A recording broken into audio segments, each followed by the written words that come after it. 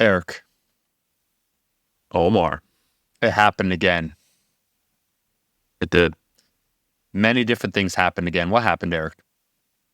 Oh, wow. This is where you put me on the spot and you test my ad-libbing abilities. Well, here's the thing. We don't necessarily have Trex. Either. So anyone who listened to our last episode is probably wondering, is he alive did or he dead? die of COVID? Yeah. Correct. He is alive. Anyone who attended our mass office hours yesterday saw him and listened to him, and his voice is actually returning. But there are limits to the number of people that we can put on camera at the same time, because they will actually be able to determine where we physically are if we have all these different backgrounds, and we can't risk the entirety of our hosts, even our unclear role obelisk located hosts, who are not technically co-hosts, but they're hosts. But it's even difficult to gauge if they're in the same hierarchy because they're literally on a different structure. We'll get to that in a moment. So we can't have all three of us on at the same time, especially not with a guest. We're risking the guest, we're risking ourselves. So the one thing that happened that I'm bringing up is that we do not have Trex, but the man himself, Dr. Conor Heffernan, is back on.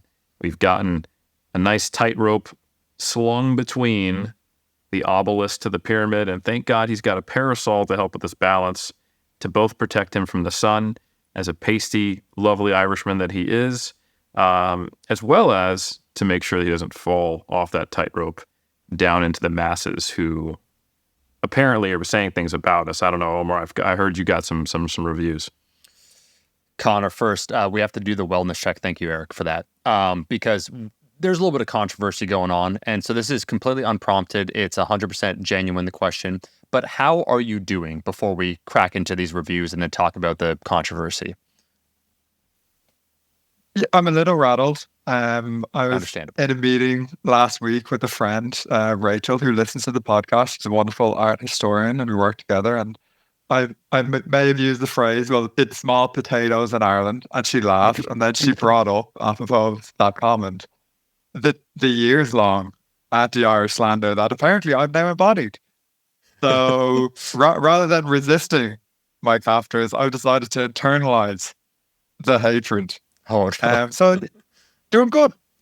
Dang. Footloose and fancy free. Stockholm Syndrome in the house. There it is. Conor is our token Irish person, where after we said those slanderous things, and we're like, no, we love the Irish. And then we're like, Conor, you don't understand. And we've got a bad history with slandering Irishmen too, because Danny Lennon, those who remember, actually, I'm not allowed to say what remember. All I'll say is that our official position is that he is most likely not a serial killer. Yeah. Who can say anything with 100% certainty? And that's not our defensible position. That is just a stated absolute fact. So us saying that and that causing unease in someone else, Eric, is more an indicator in terms of what they feel than the, absolute reality. Nonetheless, Conor, so two things, okay?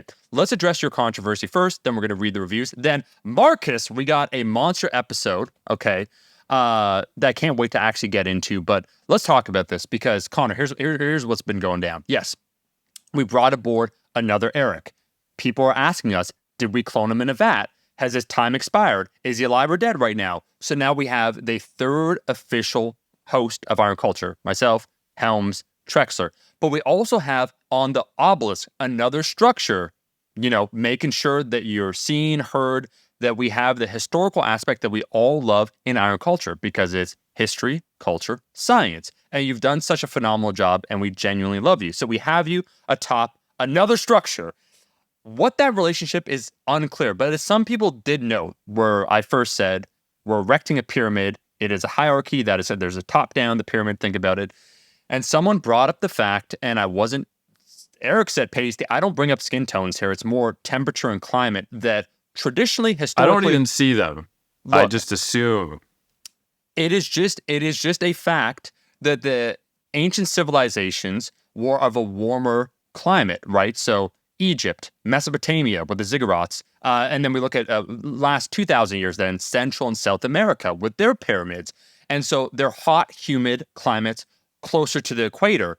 And someone asked, Well, is Conor being provided with sunscreen? Like you bring up this obelisk, and we need to know if there's a pyramid, like how close. And Eric just so now it's canon that there's a tight rope. So there's a rope, Conor. I don't know how long this rope is, but there's a rope between the pyramid, which definitely is closer rather than further away from the equator, to the obelisk.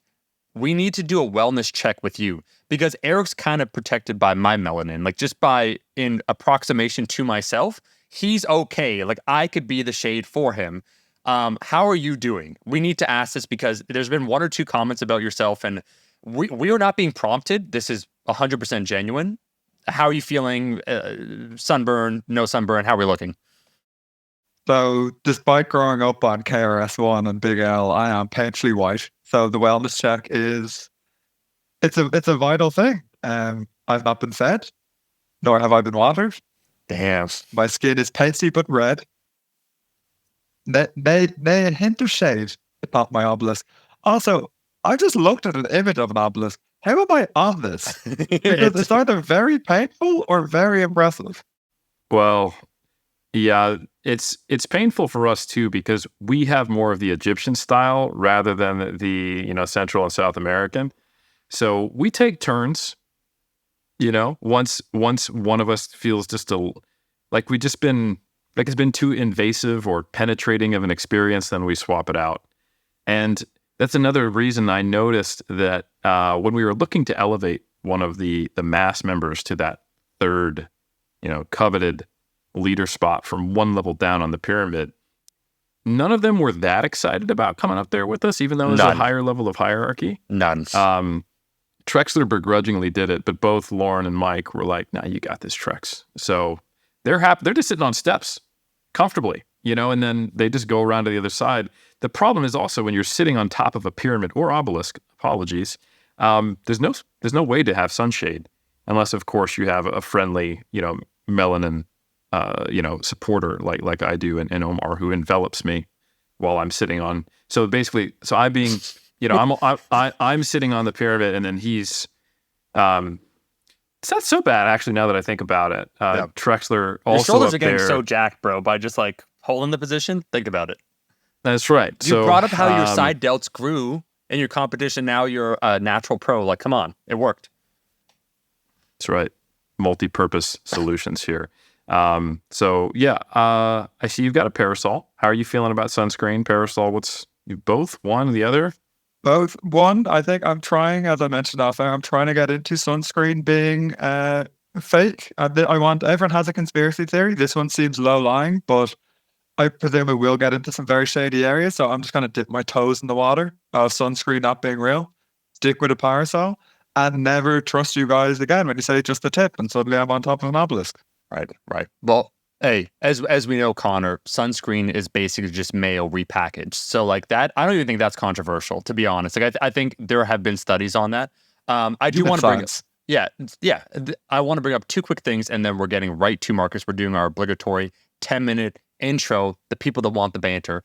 But unfortunately, I should bring up, Conor, I probably didn't specify this, that we're talking, as Eric said, it's more an Egyptian-style pyramid, and we're really talking the classical period where it was gold crusted, so it wasn't just limestone. So we're talking like major reflections of the sunlight. So this thing is, it's not like mildly hot. To say it's scorching would be an understatement. So it's in all its glory. Like that's why it's a blinding light. So we'll come back to that. He said he's fine.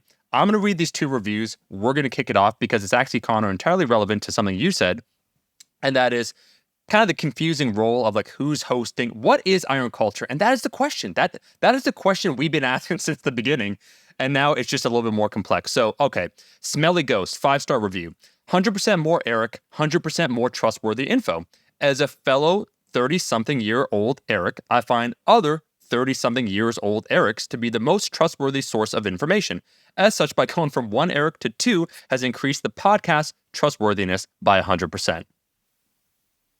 Hey, I love it. And it sounds like, I was a little worried at first being a 40-something Eric, that he only trusts 30-something Erics. And like most figures in the fitness industry, you kind of peak and then you just, once you hit middle age, and seems like a real phenomenon, I swear to God, you go into just insanity and buying into your own BS. Like classic example in RIP, and I don't mean any disrespect.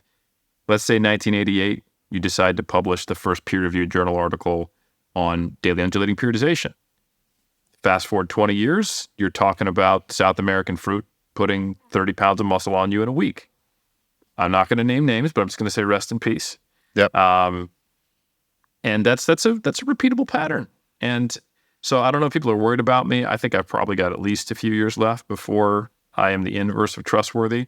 But maybe it's good that I have someone to look at in their 30s who's named Eric as kind of keep me in check. And right now I'll agree that this is a net increase in trustworthiness. We got dual Erics, both still trustworthy. You give this some point where I have a midlife crisis and decide I need to lie to the world and myself, and then hopefully Eric can pull us back from the brink. Conor, I want you to react to the next review, only because it is related to this role, the obelisk and the host and so on and so forth. It is from Norway. It's Biological Albert is the name. Bodies of Literature is the title. 5 stars. You could go ahead and leave a rating review, by the way, on Apple iTunes. It does help us out. This is where we read them. I wanted to make sure we're just clearing, because we do get probably like a review a week at least. And so I want to make sure I'm giving respect for the people that take the time to drop these reviews. And the person says, Omar, the Erics, and an ever-growing number of amazing guests deliver the goods every time. They bring their expertise, their hunkiness, and the latest science to unite all lifters. They truly stand on top of different objects. So, Conor, there it is right there. There's the lead. So you're maintaining that it could be uncomfortable where you're standing, as if being on top of this burning inferno pyramid encrusted in solid gold is not for us? I mean, I will just say, and there's 3 of us on the tip of this. I just want to point that out. You figure that out. When you guys said I was going to be on an erected stature, yes, I got really excited. And then I looked up the definition of obelisk, and it said that there were usually 2. So I'm on an erected structure, not of my own design. Right. I've been misled, and now I'm looking left, I'm looking right. I'm the only one on it. You guys, you're all crowded on your pyramid. I'm lonely on the tip. I want more company on the tip. Would you say it's accurate that pyramids are obelisks, but not all obelisks are pyramids? I'm very impressed you managed to get that sentence out. Congrats, sir. And with that, folks, that is the intro, because I want to give a proper introduction. Eric, take it away for our very special guest who might be joining one day atop another object in the Iron Culture Pantheon here. And yeah, okay, we're finding out that obelisk, it's not everyone's super excited about being on that object, so maybe we could figure something else out. But we have a very special guest today. Eric, take it away. Yeah, perhaps we're going to have to get some type of leaning tower, given we're going back to some of the Grecian ideals and the Mediterranean kind of historical context, where we're trying to discuss the very first, maybe sort of, or at least in spirit, bodybuilding competition. We got Marcus Kment.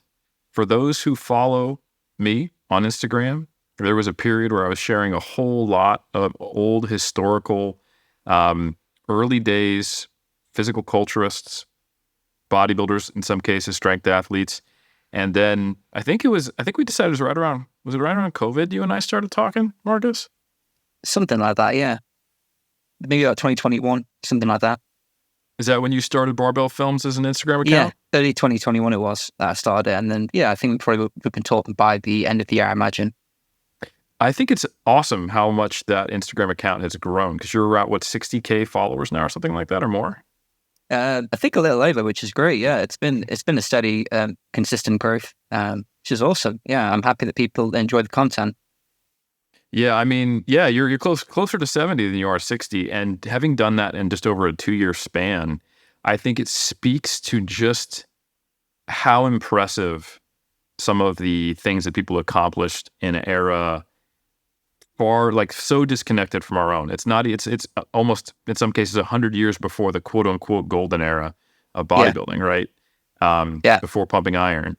And I think it also speaks to just how disconnected people are, and sometimes disillusioned they are with the current fitness industry. And you get people who are both, I don't like these massive kind of overemphasized physiques, I like the old school. And you get other people who have been convinced on the other side of it, which is amazing. They operate sometimes in the same comment section, that they didn't even think this was possible, without anabolics or filters or modern science or modern training methodologies, etc.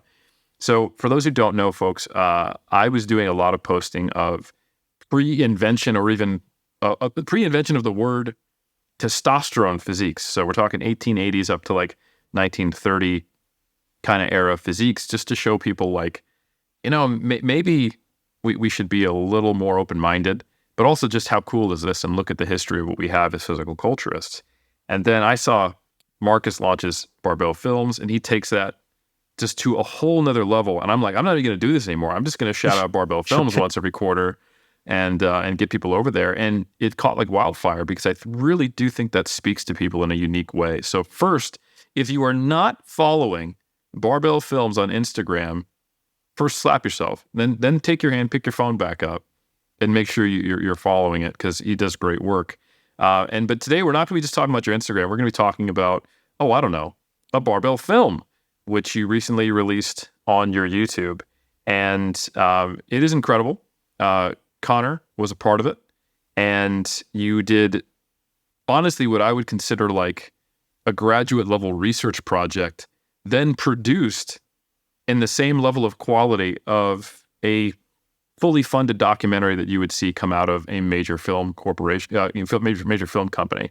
And it's just freely available on YouTube. And it's specifically about the quote unquote great competition that Eugen Sandow put on in 1901.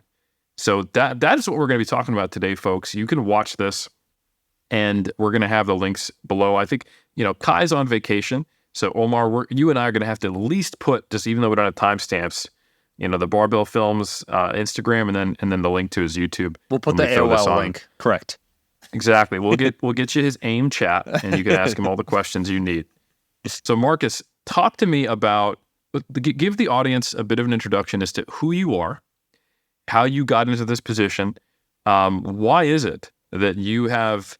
I mean, look behind this man. For those who are watching the video, he's got this is a small piece of the historical stuff that I know this man has.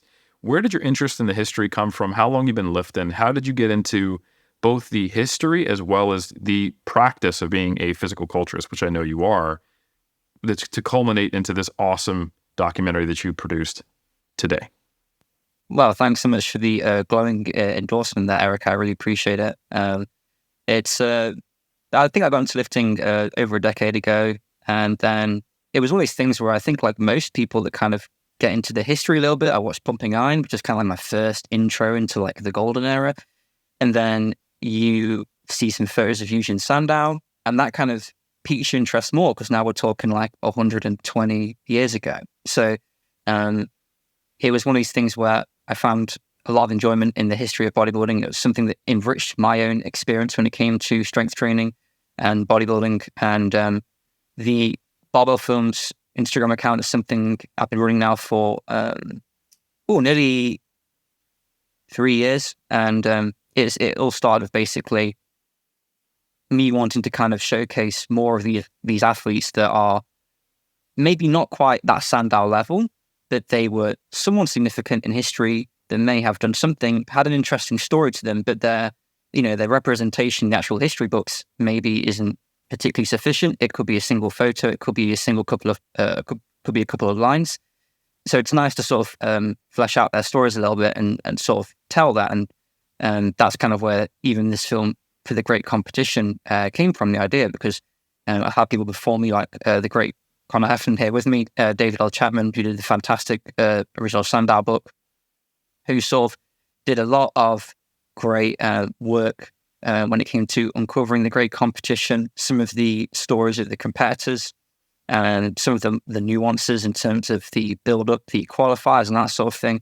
And it was something that I just sort of really wanted to flesh out more from a sort of storytelling point of view, and then provide more of like an experience for people to watch. And that's, it's just basically an extension of Barbell Films. It's kind of, that's sort of more of my mission, is just to do something that's quite substantial in bodybuilding and physical culture right now, that kind of gives people, a lot of people obviously look at my page to see, some cool natural physiques from history, which is awesome. And that's great for me too.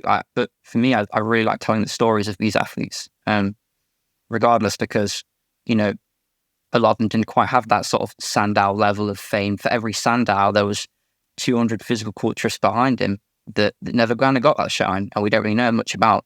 That's amazing. I love that you're bringing shine to all these people who participated in creating the culture. You know, we often look to see the leaders, but without anything to lead, you're not really taking us anywhere.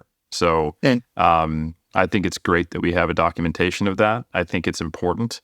And I think even though these people aren't around to see the fact that their names and their legacies have been carried on and that people are taking meaning out of their lives, I feel like doing that honor is still a very important service. And it makes me feel good to know that that's going to happen for people like around me who I really care about and who I see. Like, I go to some of these shows and there's these amazing competitors with amazing philosophies who I get to meet and talk to, and they don't have a social media account, or maybe they do, but it's super minor, or, you know, they're not necessarily in the fitness industry. And sometimes I think, like, you know, why do I deserve to be out there? You know, I am, and that's great, but it makes me feel better to know that there will be like, oh, this guy won WNBF Worlds in 2006, you know, and we're already starting to see it. So shout out to Longevity Muscle, which is a podcast that Kenny is doing. He just interviewed Rob Hope, who I consider perhaps the best natural bodybuilder of the modern era. He competed for like 3 years, from like 2002 to 2006, won 2 WBF world titles, a PNBA world title, and just went, okay, I'm good, and retired. And he's only 43. Like, he's only a few years older than me. He could still be a world champion. But because of when he came out, it was like right before social media. You can only find like 2 videos of him on YouTube and maybe 10 pictures. But it is enough to see that he was the greatest. And now to see him come on a podcast recently, I was like, oh, thank God. Like, it makes me feel better. So the work you're doing, I think, is very important. And to set the stage, Conor, I want to kick it over to you as our resident sunburned historian. Tell us a little bit about the context of the great competition. Obviously, this is one of the largest pieces to Sandow's legacy, but certainly not the only piece. And then maybe you can take us through why it's so important to document it, and then how your involvement in the project, and kick it back over to Marcus to walk us through a lot of the things that aren't well known about it. Because if you go all the way back to literally the first 10 episodes of Iron Culture, we did actually have a discussion of the great competition with some of the folks we had on early then. But I think this is going to be a really nice updated look at it with notably better audio quality. And it is also going to go into some of the things that I didn't even know about it, even as someone who has literally cited papers about the great competition. I think some of the people who wrote these papers might not even know. Yeah, I mean, the great competition, this is Eugen Sandow's math, effort to find the best developed man in Great Britain and Ireland. This provides both the logistical and spiritual motivation for bodybuilding, I would say. Now, logistical, Sandow's competition it begins in 1898, at least that's when it's announced, and the finale is in 1901. This is a multi-country competition. It's the best developed man in Great Britain and Ireland. There are competitions for people in England, Ireland, Scotland, and Wales. It is done over the course of several years. We'll go into the reasons for that in a minute. And it culminates the grand finale in the Royal Albert Hall in London, like this grand theatre, this grand event. And it's a sold-out event to discover the best developed man. So we have this logistical impressiveness in this competition, but the spiritual, the philosophical importance of this cannot be understated, because Sandow makes bodybuilding or physique competition respectable.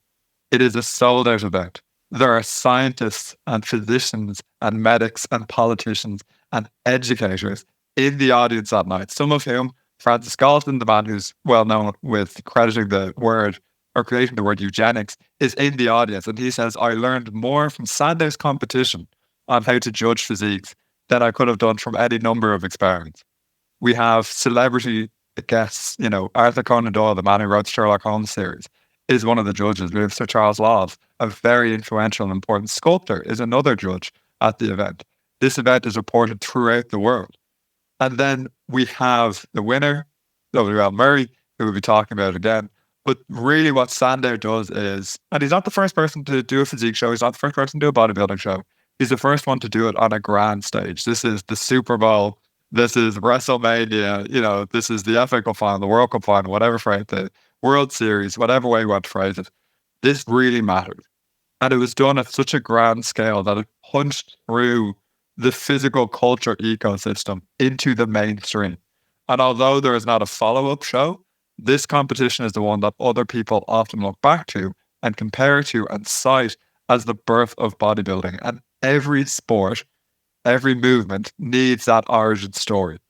And even though people could go back to ancient Greece when they used to have male beauty competitions, this story was one that captivated later promoters, later bodybuilders, later physical culturists. And it has this echoing through history. And I think something that I really admire about Marcus is that appreciation of echoes through history, or the breadcrumbs through history, because we get the revival of interest with Sandow and his competition, obviously in the 1970s, when the original third place trophy for the competition starts to become the trophy for the Mr. Olympia. And we have then that line. Now it's a little bit shaky. It's not, it's not a straight path. It's zigs and zags, etc. But we have a line that the Weeders, who obviously created the Mr. Olympia in 1965, are trying to draw back to the birth of bodybuilding. They're saying that by the 70s and 80s, Mr. Olympia is the most important competition in town. They're trying to say, well, actually, we are the philosophical descendants of this great competition. And even nowadays, you don't need to be a history buff, when it comes to bodybuilding. If I say, what's a Sandow, people will know what that is. So, logistically, it's important. It shows people it can be done. It makes it respectable. It gives people a motivation. Spiritually and philosophically, it is incredibly important. And just as a last point to how important this is, this competition is so critical in getting people to exercise and take up physical culture. There's one regional newspaper which says in the last month, there's been 1,000 Sandow developers sold as men are preparing to pump themselves up for this competition in one region in England. It encourages people to pick up and do physical culture, much the same way that House to 5K as an app revolutionized jogging. There's a sense of Sandow's competition being a couch to 5K while also being very profitable for Sandow. So there's a romanticism to this, and I think the romanticism is something that Marcus does very well, but there's also a logistical, mechanical, cold capital element to this, which again Marcus captures really well. And it gives, and this is the last thing I'll say because I think Marcus can speak to this better than me, it gave ordinary individuals, and I'm not saying that in a derogatory term, the chance to display their physiques in public, be judged, credited, and praised for their physiques. And that was the first time in English society, in British society, that could be done if you weren't a professional athlete. If you're a boxer, you could do this. If you're an athlete, you could do this. This is the first time that ordinary individuals who weren't involved in the sport were able to display their physique in public and be praised for the beauty and the splendor of their physique. So there is this incredible moment in history encapsulated within this competition. Conor, can we take just 1 second to frame this for the audience? Because the Royal Albert Hall, what is the seating capacity in this venue? The Royal Albert Hall. Go, Marcus. As he frantically Googles. I believe it's 10,000 people. What the quote is for. One of the newspaper quotes is 10,000 people. Yeah. I think the Royal Albert Hall's capacity was slightly higher than it is now, but it was, by all accounts, it would be crazy to be in there. You wouldn't see any bodybuilding competition like today. If we all teleport back to it now, it would be shocking. Marcus, that's the only thing I wanted to highlight for the audience. I don't think, because we said Royal Albert Hall, you're going to get, Marcus, into the amount of competitors. I don't think we've seen in the modern sense. You could talk so Eric, you're just at WNBF Worlds, so that's from the natural side, the scale of what that competition's like. You could talk then powerlifting, where Sheffield recently, where they did a tremendous job and they almost sold out a 1,500, 1,800 seat venue. And that, to me, that's the biggest powerlifting event we've had. That's a different, sport. Okay. But then bodybuilding, Arnold's heyday, when people talk, you said the Weeders, when Arnold was winning, it certainly was not being held at the Royal Albert Hall and it wasn't attended by 10,000 people. This is an insane level of competition and the amount of notoriety. So anyways, sorry, Marcus, I just want to put some respect on that because 10,000 people for any competition of this magnitude is unfathomable today. WNBF Worlds. Yep. So that's the biggest, most competitive show in natural bodybuilding. arguably, if we, in a true world championships. It was at Federal Way Performing Arts Center in Seattle at 700-person capacity, and they had a fair amount roped off for the live stream, and it was probably 80% full. So we're talking 500 at most, and not all of them are in there at the same time because they're there to see different stuff. So, yep. So I'm looking at the excerpts now that I used from the newspaper clippings for the competition. It actually there's a few different accounts which are conflicting.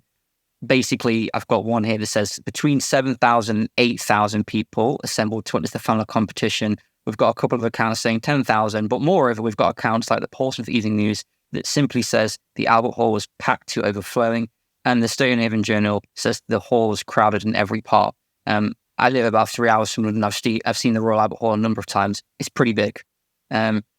And I'm sure you know as well, Conor, especially in Sandow's glorified kind of accounts of the competition, they've got stories of people not being able to make it in on the night off just because it was so well sold out. So I think that it is unlike anything we've seen today in bodybuilding in terms of grandness and sheer scale. I think that kind of speaks to the popularity of Sandow, the marketing machine that he really was for his time.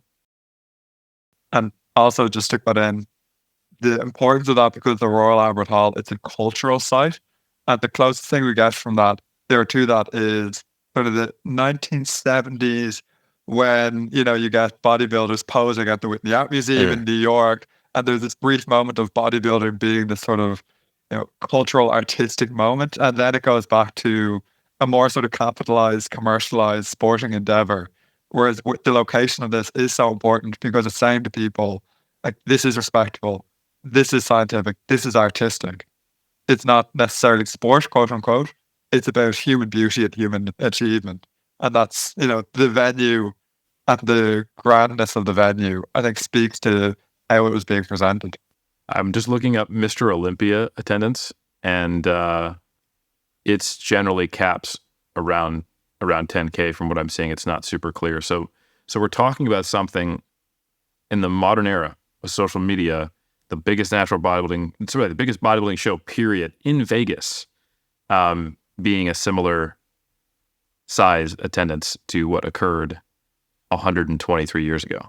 So, and if we're moving into the sort of tangible outcomes of the competition, it really does kind of that the qualifier series that takes place in the year of 1899, it really does kind of build a competitive architecture for bodybuilding that you can follow that right through to like the IFBB Mr. Olympia competition now. You've got these qualifiers and you have to kind of win a certain show to even get to the contest to begin with. And that's really the level of sheer like competitor entries that we had to deal with, or Sandow had to deal with. He had that many people that he literally had an intricate set of qualifier series ready to go where you had to win a gold or silver medal initially, then eventually a bronze medal, but talk about that a bit later. All these kind of contests across the UK and Ireland, the competitors had to get a gold medal at. And we're talking like back in 1901, the competition actually was like the logistics of travel were completely different to what they are now. So the people that compete at this contest, they went through like a lot of hardship to just make it to the event to begin with. I think it's useful to talk about like the scale, right? Because this isn't like, you don't just rock up in your posing trunks and away you go. Like there's multiple rounds to this. The starting point of this, and Sandow announced it in late 1898, is you have to send me a photo of yourself. Like before anything, before you can step on stage, you need to submit an image of yourself with 6 coupons from Sandow's magazine of physical culture. That's capitalism right there, baby. But there are reports of thousands and thousands and thousands of photos being submitted to Sandow and his offices. Now, unfortunately, as Marcus alluded to, Sandow is a terrible record keeper, so we don't know how many photographs were sent in. But then, from these photographs, people were then invited to these regional competitions dotted around, the United Kingdom and Ireland. Well, actually, we don't go into the politics of that. Go into the contests in the United Kingdom and Ireland. Now, from those contests, we know that over 650 men competed. So if you think, okay, they whittled it down to 650 men plus, because we don't know who was invited and couldn't make the regional competitions. And then they whittled that down again to about 110, for the competition itself. And then that's whittled down the day of to 60. And then we have the competition. So for the scale, we know at a minimum 650 plus men competed in the regional competitions. we don't know how many men fed into that, from the photographs, because the photographs that were published in Sandow's magazine were the men who were invited into the regional competitions. So if we're going to use a pyramid, hey, guys, right, a comfier pyramid, an upside down pyramid, upside down pyramid, right? It's flat. No one has to get anything. We don't structurally not too sound though. We don't know how many people actually submitted a photo of themselves. We just know that of them, 650 men. So they whittled down to 650. Like even that in and of itself is an incredible scale. And then we have the invitations, and then we have people being called again to 60 on stage. Like, just to put this in perspective, there are some of the mid-sized natural bodybuilding organizations that aren't international that probably only have 4,000 to 5,000 total people competing in it. So we're talking about something the size of a modern era natural bodybuilding regional federation. Because if they cut half the pictures, which I think is probably a conservative estimate, we're talking 1,100 people. This is a big deal, and I think it's almost a little bit incorrect to call the Great Competition the first competition, because it had like 3 years of qualifiers leading up into it, sort of. Well, that's why I think the more correct term is I think is you'd say it's more of the first bodybuilding show. The word competition is quite tricky, and we sort of touched on this in one of our conversations within the film, Conor, that there's so many different points in history over thousands of years that you could quantify a physique contest as a competition, and where do you draw the line? To me, when we talk about bodybuilding shows, to me, Sandow's Great Competition is the first bodybuilding show. It's not a private exhibition of physiques. It is a larger-than-life event, as you've touched on, Conor. They had many notable figures there. You've got Arthur Conan Doyle, famous Sherlock Holmes writer, as a judge. You've got Charles Laws. He's a judge as well. So you've got, all this kind of buzz and all these people in the audience. And to me, that's a show. I would consider the previous contests either due to sort of poor documentation or just the scale of them not quite matching what I'd quantify as a show. I just think that's why the more correct term is a show. For Sandow's competition, it's probably the first bodybuilding show. But then, like you discussed as well, Conor, it's more over like who do the biggest players in bodybuilding history dictate start the first bodybuilding show. And in this case, the Weeders sort of put that into motion, and a lot of historians around the 40s and 50s looked back at this competition and sort of pinpointed that as the first bodybuilding show. So it kind of just became the first bodybuilding show in that sense as well. I mean, I'm sure we all went back in a time machine thousands of years. We could probably go to ancient Greece and find what we'd quantify as some kind of bodybuilding or physique show. We just don't really have like that kind of documentation, that's that thorough to sort of quantify that. It is really interesting. You sort of, oh, sorry about Conor. No, I was going to say, it's the person as well. And it's such a good point, Marcus, because, the year before Sandow's competition, John Atkinson, who's a bone setter, kind of like an osteopath, he hosts a physique competition that's won by Launceston Elliott, who also won a gold medal at 1896 Olympic Games in weightlifting. But if you look at the other parallel, right, Bernard McFadden shows. So Bernard McFadden, American physical culturist, hosts a show in 1904 and 1905. So January 1905, then again 1906. His 1906 show, or his second competition at least, is cancelled because he is accused of peddling pornography and smut, because McFadden's competitions feature men and women. So the second year of his competition, he puts up posters of the women all through New York, I believe it was. And Anthony Comstock, who is, in charge of controlling vice within the city, brings them to court effectively and says this is pornographic, even though the women are wearing leotards. So it's not just the competition and the grandness of the competition, it's the grandness of the person, because Bernard McFadden shows he was attempting to do yearly physical culture competitions, and he eventually had to flee the US for a number of years because of this case. But Bernard McFadden is tricky. He's controversial. He was constantly fighting with the medical profession in the US. Sandow is the elder statesman. So it's not just the competition. If this competition had been put on by John Atkinson, for example, it probably wouldn't have the same profile. But it's Eugen Sandow, and it's all of the gravitas that Sandow brings with him. He is the original, the modern bodybuilder, or the father of modern bodybuilding. And people often call him the father of modern bodybuilding because of his physique, not necessarily because of this competition. So it's meshing the show and the structure of the show and how it evolves over 2-3 years with the celebrity of Eugen Sandow. And interestingly, I think this hasn't really happened since in bodybuilding. I know Arnold promoted a couple of Mr. Olympias after he retired, but it wasn't like the Arnold competition. It was, Arnold. Yeah, the closest thing is like the Arnold Classic, basically. The Arnold Classic, exactly. But it didn't have the same, I think, look and see, because the Arnold Classic is this like multi-sporting event, and it's all these different things going on. Whereas this is just just bodybuilding.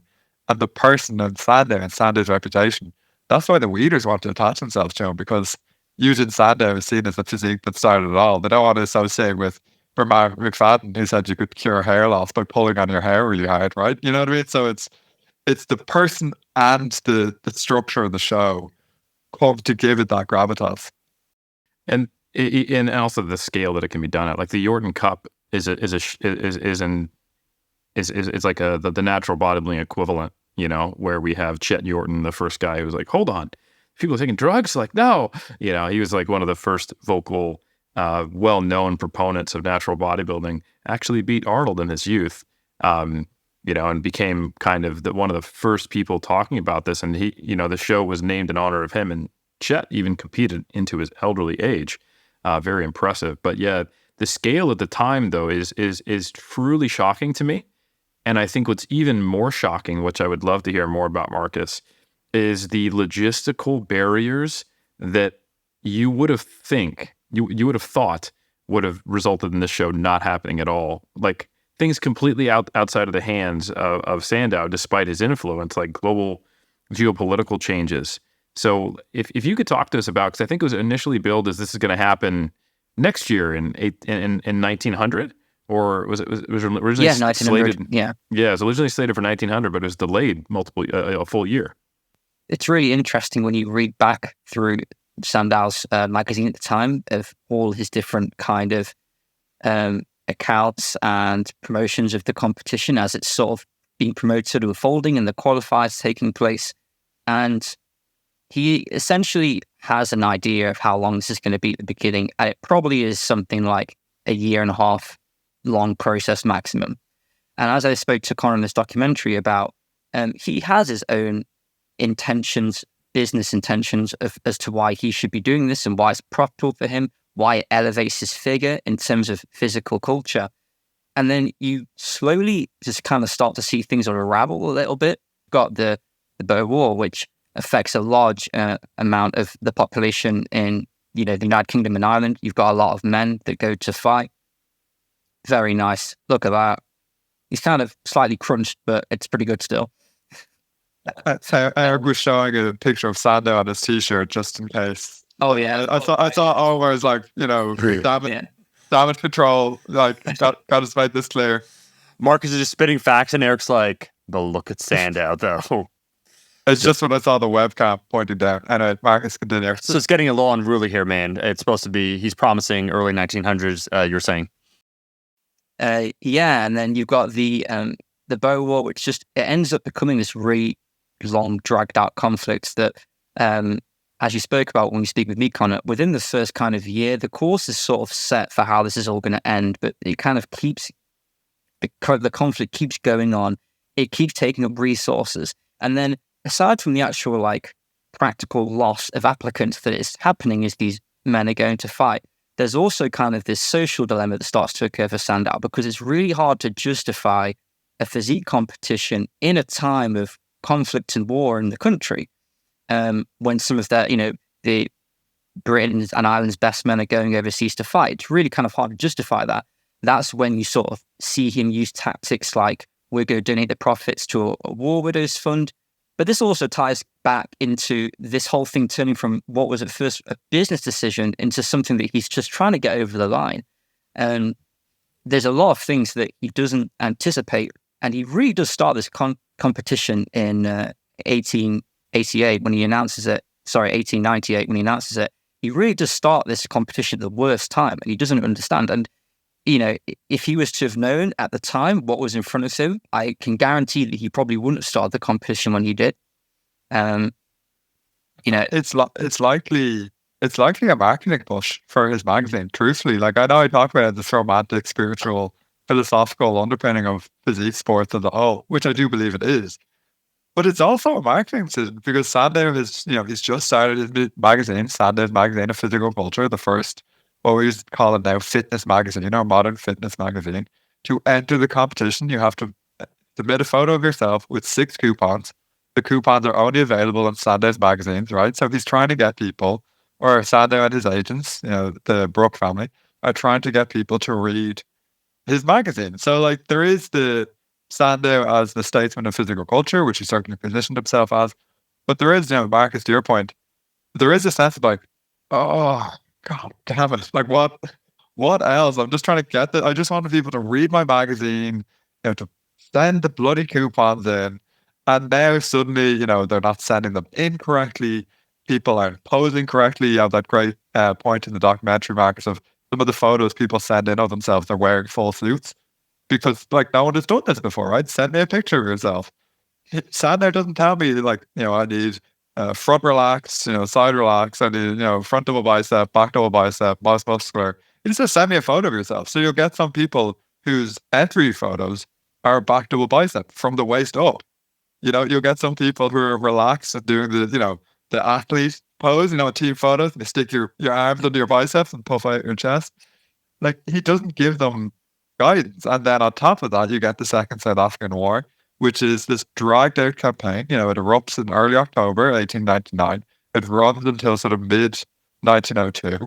It's an incredibly protracted war. The British have incredible success initially, but the Boers refuse to accept defeat and they engage in a guerrilla campaign for the next 2 years. The Brits, this is where my Irishness is coming out when I say the Brits, British forces decide to use scorched earth policies. There are very, very horrible conditions for both sides, but especially how the British treat the civilian population, predominantly women and children. And like Sandow is trying to negotiate this because a lot of the men who entered in this competition are fighting in the Second South African War. He also sees the war as an opportunity to market himself because at the time of the Second South African War, there is this huge moral panic that British men are not fit enough to fight. And there are reports of men trying to enlist and failing the physical, the minimum standard requirements to be a soldier when it comes to weight and chest measurements in particular. And there's this huge panic that the British are losing in South Africa because the Boer men are, they're good, strong, African, with a K, farmers, and we're, these fat, middle-class, office-working, weaklings.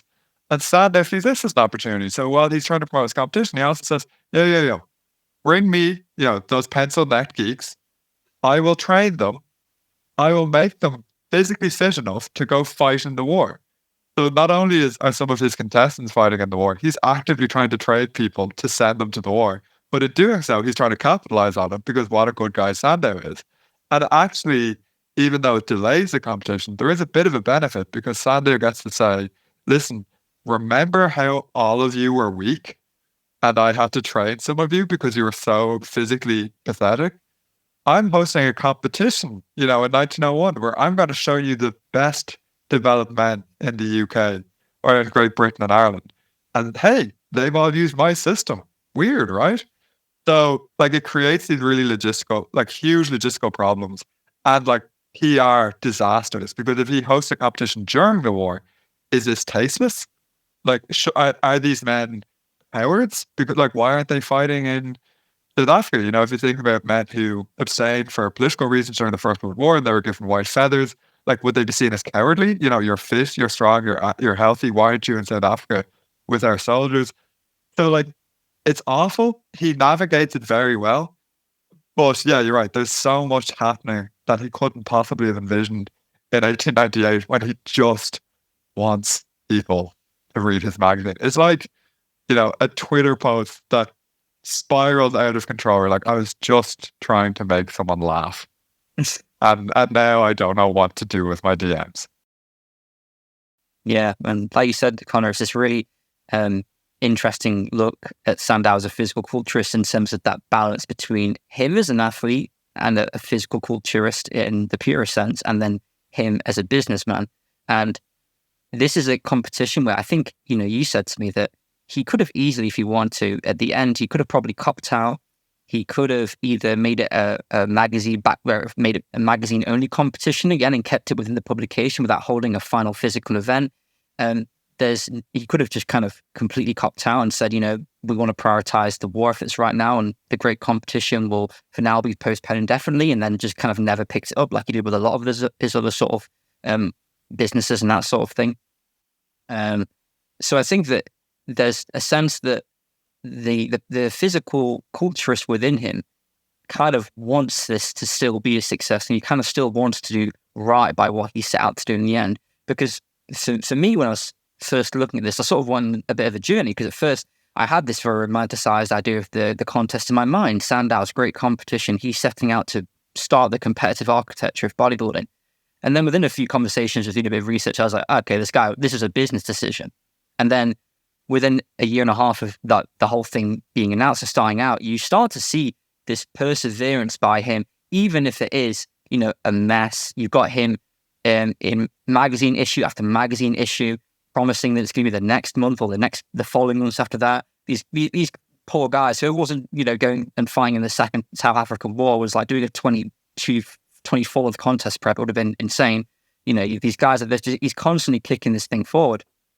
So it also kind of shows that physical culturist in him, that he in the end of this, he does manage to create a tangible event out of this that really is very significant. It's one of the more interesting things that's happened in bodybuilding history.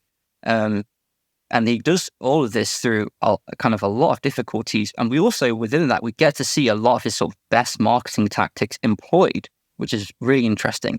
And like you've all touched on in the previous episode about the history of supplements, there's a lot of parallels between how he marketed that competition then and how things are being marketed today. Even for me, he kind of got me really enticed with it, because anyone that's watched the documentary, who's listening to this, will see the section where I cover briefly that he creates this fictitious story that the Sandow trophies get stolen from one of his physical culture schools in London. And at first I'm reading this and I'm like, wow, this is crazy. This thing must have been so high profile. These must have been such coveted trophies that people wanted to win more than anything. And then I started kind of noticing that like this is being picked up by newspapers in Dundee when this had happened in London. And I realized I'm like, oh, this is all part of like the game. This is great. Like this is a planted thing. This is part of him generating interest still in the background. And he uses the Sandow trophies a lot in the sort of background to kind of still drum up anticipation for this competition, even when the end date for the whole thing is a bit sort of, unknown. It's moving constantly and shifting. So it's a real sort of interesting look into his kind of promotional tactics as well. Yeah, and we should talk about, I have to get this in because I love it so much. We should talk about the trophies and the judging process, but just on the marketing tactics. At one point, in the beginning of Every Woman Loves a Shredded Dude, in late 1898, Sandow's magazine writes, At the present moment, scores of pretty damsels are promenading outside with last month's Sandow in their arms, casting long and lingering glances at those black office windows. To be near the rose is the next best thing to seeing the rose itself. Similarly, to be near the office which publishes the portraits of these Apollos is a substitute, though a poor one, for being near those Apollos themselves.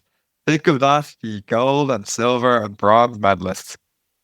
So he also tries listen, women will love you if you win this. Now he does drop that because he's like, oh yeah, this needs to be respectable. I don't think I've hit the right tone.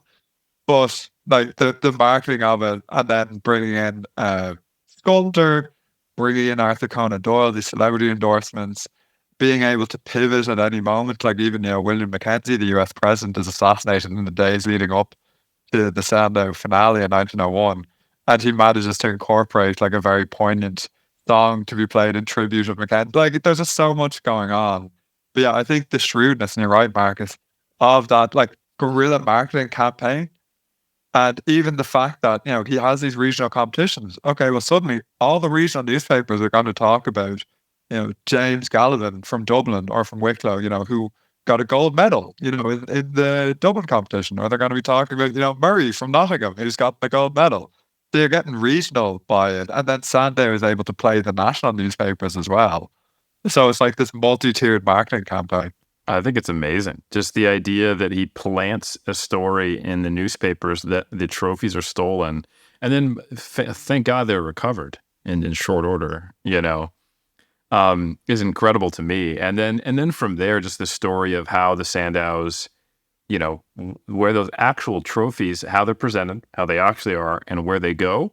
There's almost a whole nother line there. So let's bring it back to the competition. So we've talked through kind of the timeline here. He has this arguably dual purposed, like no one is one thing. I think it's very difficult for us to be so cynical and so one-sided as to define a person just by their, well, it's easy for Conor to be cynical. That's why we have him around. We need it. Balances my optimism. But I think it's difficult to classify Sandow as just purely a businessman. There were probably some things he could have done differently to make more money out of this. And he ended up having to donate the proceeds from the competition anyway. Like he couldn't keep it because of the optics. Not that he didn't make a ton of magazine sales or other things. Like he made money. Let's not pretend here. But I think there were two motivating factors here. And thank God, or we probably wouldn't have a legacy for bodybuilding, right? It would just be a cash grab. But he's persevered this through the Boer War, or at least mostly through it. And he goes, we just got to do this in 1901. I'm not sure when this thing's going to end. There's probably, understandably, a huge number of dropouts. If people are doing a qualifier now 3 years ago, are these people going to be available? How many of them actually went over and are either still in South Africa fighting in the war, or were injured, ill, or just couldn't make it, or just like, oh, well, no, I've got work now. So how big would have the competition been compared to how big was it? And what pivots did he have to make to extend this that long? And how do we get to it still being quite the spectacle despite all of these stumbling blocks? Well, I can jump in here and say that the first adjustment that he really quickly makes is that initially in the qualifiers, you had to get a gold or a silver medal to make it through to the great competition.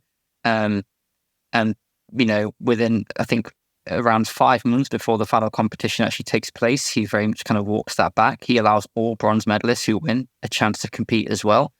In terms of the amount of, people that could have been there had these things not taken place, it's quite hard to determine.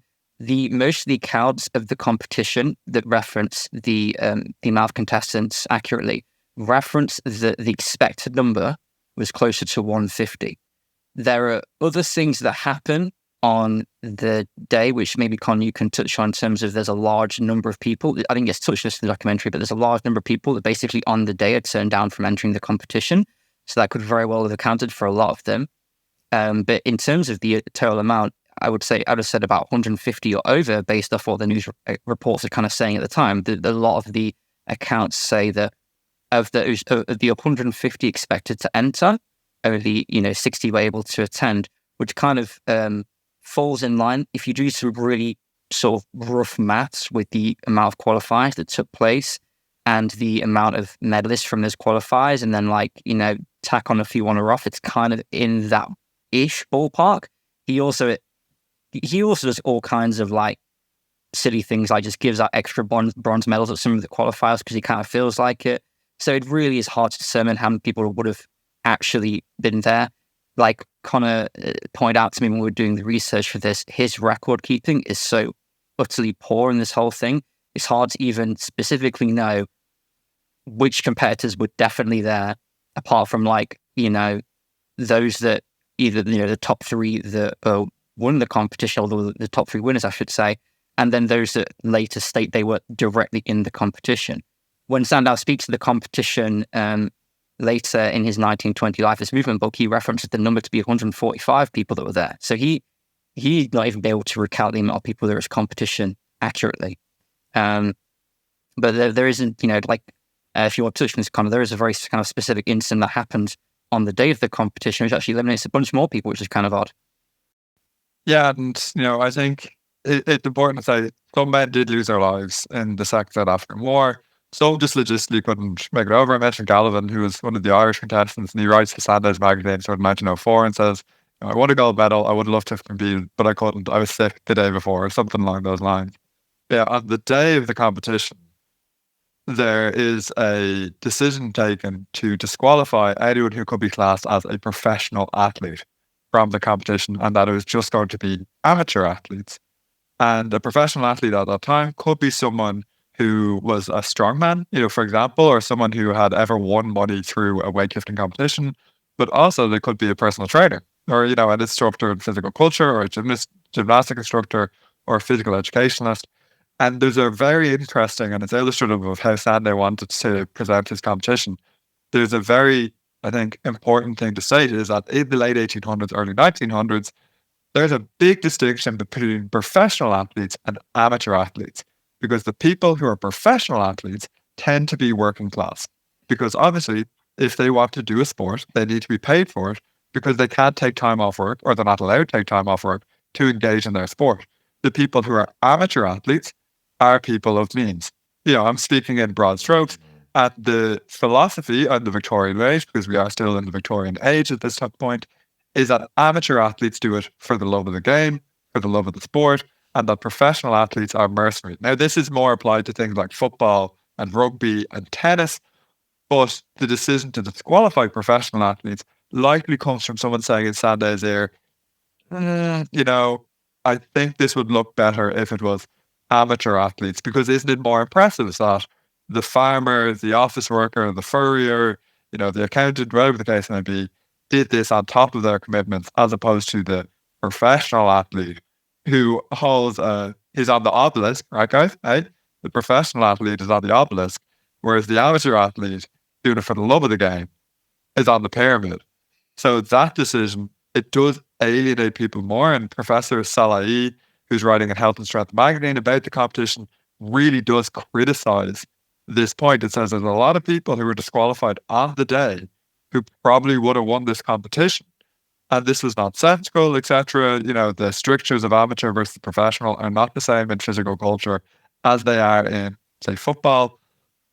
But this does, again, cut through the number of people that they have, which is interesting because, not all of the gold medalists are there anyway, because, they lost their lives. Some were injured, permanently in a number of different ways, from the war. Others couldn't make it for logistical reasons. Some had fallen out of physical culture.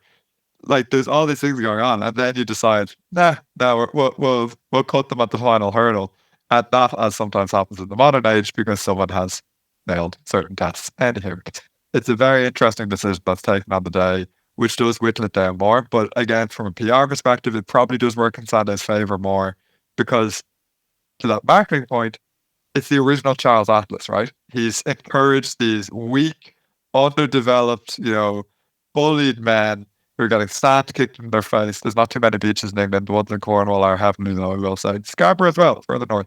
Anyhow, some people will get that, other people won't.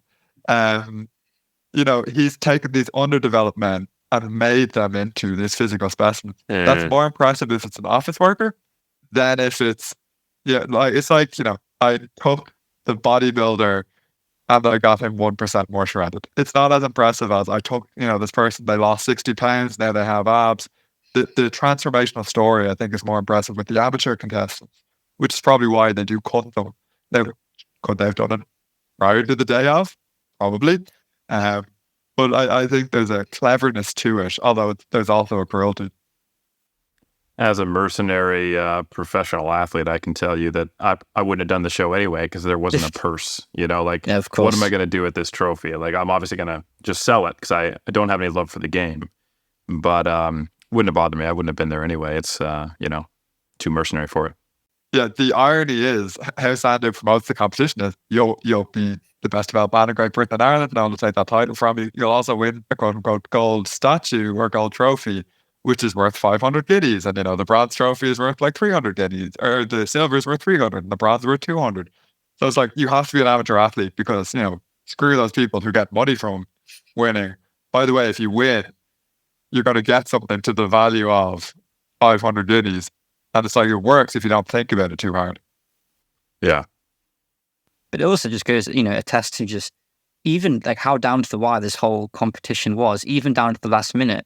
You've got people getting, ejected on the day of. We know from the actual attire from the competitors and from articles published after the competition that the tights were provided to competitors on the day of. A lot of them, they were all the same size. So you had guys that had poor fitting kind of attire on what was already kind of a strange. Oh, go on, Eric. So let's take a step back.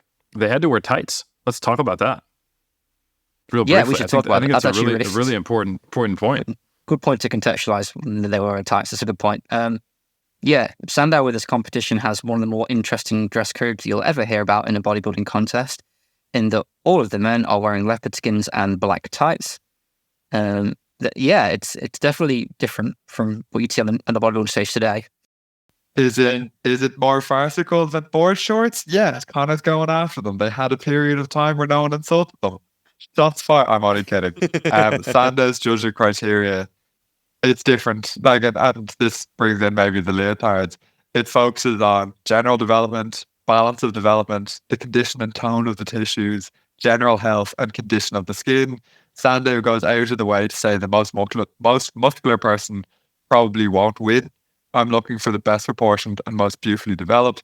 Also, the leotards, we are at a point where it's strange for men to be presenting their bodies in this way. So they probably, I think, overcorrect in trying to, present this respectably. But as you said, Max, and you can talk about it a bit more, it does cause so many problems with the leotards because they're trying to be too respectful. It's trying to be too scientific, and even the point that, Arthur Conan Doyle, he's a writer, but he's actually a traditionally trained doctor. And a doctor, not like Dr. Conor Heffernan. This is if someone's on a plane, is there a doctor on the plane? I can't get up and talk to them about this competition and save them. There's an attempt to, or maybe I could. You could save their soul. Save their soul. But there's an attempt to make it really respectable. Even the fact that it's only in the weeks leading up to it that they say, hey, yeah, this is open to men and women. For months they were saying this is men only, this is respectable, it's serious sport, we can't have ogling eyes. And then sort of fly by night nature, they open it up to women. So the decision to wear leotards, I think, is born in that really big anxiety to be respectable and to not make it lewd or pornographic. Because again, remember, Bernard McFadden, admittedly it is women, and that's a broader issue that we could talk about with the gender nature of these kind of shows. They're wearing full length leotards, neck to the ankles, and that's pornographic. Right? So I think there's a caution to the inclusion of leotards. Also, because the judging criteria is shaky anyway, it isn't done on poses per se. When Sandow says, I'm looking at general development, he's not saying, when we do the back double bicep, go up on your toes on one heel so you can see the calf development. When you're doing your side tricep, push the hamstring, against the back leg to really accentuate the muscle mass. He's just saying condition and tone of the tissues. So it's a really well thought out competition, but also the minutiae isn't really thought about too much. And then you get things like, let's just give everyone the same size, because what could possibly go wrong?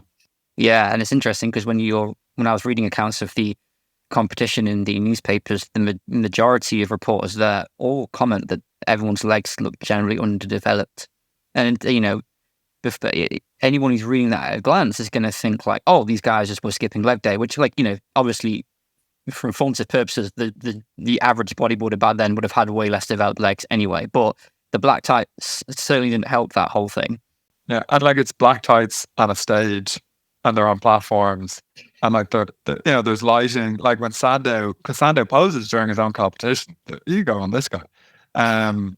There's the special lighting, because Sandow uses the Instagram filters before Instagram filters. It's low level lighting, it's accentuating the definition, which works great if you're allowed to show your muscles. But if you have traditionally low level lighting and you're wearing all black, it might be a smidge underwhelming. Yeah, and it kind of moves us a bit into the kind of finalists, if you will, because it is, to me, no coincidence that William Langmuir of Nottingham, the winner, ends up kind of having, if you look at him, the more developed legs out of nearly anyone in the competition that we can see in the photographs. He has a background as a footballer. So as you said, Conor, even though in Sandow's, his idea of he's taking these scrawny weaklings and turning them into real athletes, the reality was William Langmuir was already a pretty decent athlete before he got to the competition. And it's the fact that he is a diverse athlete that does play a heck of a lot of football, and he has decent legs that he kind of probably wins the whole thing to begin with, right? And then you've got the second place finalist, Daniel Thomas Cooper, who in this competition, because of his size and stature, had he had more developed legs, he might have actually been like the guy that won the show. But they kind of specifically quote him as having lesser developed legs. But the whole premise of this competition is a bit unfair because these guys are all wearing the same size ties. Some of them are going to be fitting terribly on some people. And, some people are going to be, in other words, kind of discounted off the bat when, like we spoke about, Conor, like the guy in 15th place at this competition might have had the most muscular developed physique out of anyone, but maybe he had a terrible fitting size, pair of ties for the night, and that was kind of it. Yeah, and to the credit of Sandow and Conan Doyle and Laws, all the newspapers say like they really did examine them, for the perfection, skin tone, etc. There's a point which is a little bit best in show, which if people haven't seen it, is one of the best mockumentaries ever made. But Sandow goes on his hands and knees and it says, to quote, examine the nether limbs of the men. So like they do try and measure leg development. But again, Marcus, you're right. If you're wearing baggy trousers, there's only so much you can do. It's really interesting just to hear about the details of this and to think about this is happening in 1901. This wasn't like, oh, we connected with Lululemon and got a sponsorship. This is like, I don't even know what tights are made out of at this point, right? And so it's an interesting thought experiment to put yourself into the limitations of the world at that point and the era, and then how this is happening and thinking about, oh, God, there's like 10,000 people right there, and we've got to make this come off. And anyone who's ever been involved in the production of a bodybuilding show in 2015, the modern era, it's kind of fly by the seat of your pants experience, even when you only have a couple hundred people in the audience. So to think that they were just, like there could be a really good comedy drama made about putting on this event that I could see being a really fun spectacle to watch. And like there's fencing, because it's a whole day event, right? Like and Bernard Father does it in the US as well a few years later. It's a festival of physical culture. So we know that there's Greco-Roman wrestling, there's fencing, there's music, from, I think, is it an orphan band? I can't remember exactly, Marcus. It's the orphans, that's the gymnastic group. Yeah, it's the orphans. There's a lot of stuff going on, like before this competition even takes place. Like I think that by the time this competition actually finishes, it's the early hours of the morning. So it's like one of the latest bodybuilding shows I've ever heard of. But in terms of that kind of like we spoke about in the documentary, like a lot of these guys just, they must have not really known what they were actually getting themselves into. When we've got bodybuilders stepping on stage now, they have an idea of what this sport is from a competitive and a visual standpoint. I can only imagine what was going through these guys' heads backstage as they're looking down at their sort of black tights and leopard skins, and they're about to get examined by a stranger and put in front of 8,000 people. It must have been a really intense experience, and a lot of them wouldn't have ever thought that they would be in this kind of setting based on the qualifiers, because the qualifiers, if you read the accounts, them were far smaller in terms of their profile, the attendance, and then these guys would have basically been waiting for the better part of 2 years. And then when they finally get to the great competition, it would have just been, crazy. And that's even, that thread through is right there with William Lang Murray, where, you'd expect Britain's best developed man, as they were titling him, you'd expect him to finish the contest and have a really rigid idea of where he was going to go from there and what it meant to be that. But from all accounts and his conversations with Arthur Conan Doyle, that Arthur Conan Doyle recounts in his 1925 book, like William Lang Murray's not really sure like what the whole thing, like what he's even supposed to do with the trophy. He's not sure like how to kind of get out of London, according to the accounts of Arthur Conan Doyle. If they're to believe, William's got like a one-way ticket north. He's going to, I believe, Blackburn straight from there for a week. And like this is at like, it would be like 2 a.m. in the morning after they've already finished the contest. They've all gone out for a late dinner, had some drinks, so they're all kind of drunk, giving speeches. And he's not really sure what he's going to do in the next 24 hours to get to where he needs to get to. And then moreover, he's not sure what to do with this statue. Arthur Conan Doyle kind of recommends he opens, I believe, a gymnasium of his own and sort of shows it there.